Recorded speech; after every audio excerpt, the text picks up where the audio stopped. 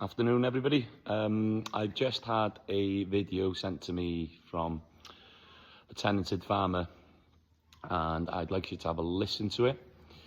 It's a very important message, and I think with some of the things I've been saying recently, I think we need to challenge some of the things that are happening to these tenanted farmers.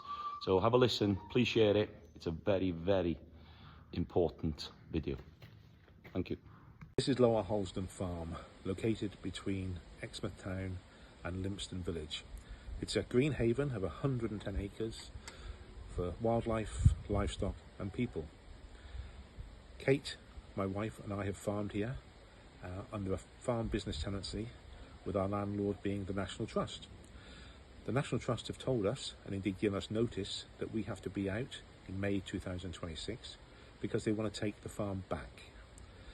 Now, the farm was given to the Trust in 1999 on the death of Stanley Long, who had farmed here as the owner from the 50s.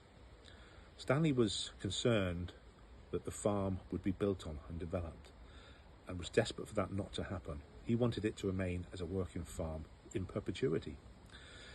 In fact, Stanley knew the land was valuable and was very desirable for developers, because in 1991 he'd been offered £4 million for 12 acres of the land, which he refused.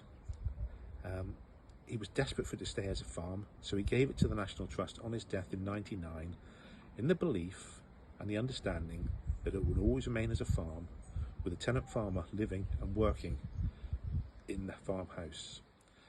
Now we've been informed, we've been given our notice by the National Trust, so we will be out on May 26. They tell us no new tenant will be coming in. They will take the land in and they will do conservative grazing, some cropping, and looking after the wildlife. Exactly what we do basically, but there'll be no tenant farmer here.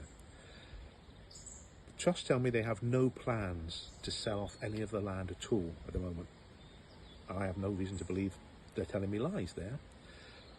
But what my concern is, and my fear is, that in the future, with no tenant here, the Trust will take the opportunity to sell some of the land for development. It's very, very desirable land. It would be very, very expensive. This is compounded somewhat by what I've been told from Giles Hunt, the Land and Estates Director of the National Trust, who says that the restrictive covenants related to the farm are no longer enforceable. Restricted covenants stated that the farm should always remain as a farm and be used for farming. He now tells us that those covenants are no longer enforceable, which is the real concern that we have, that the farm will ultimately be sold off.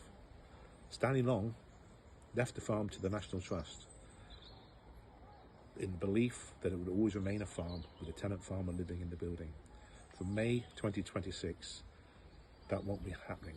The National Trust will have it back, and I think they will do whatever they please in the near future.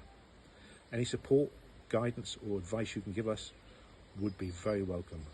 Thank you.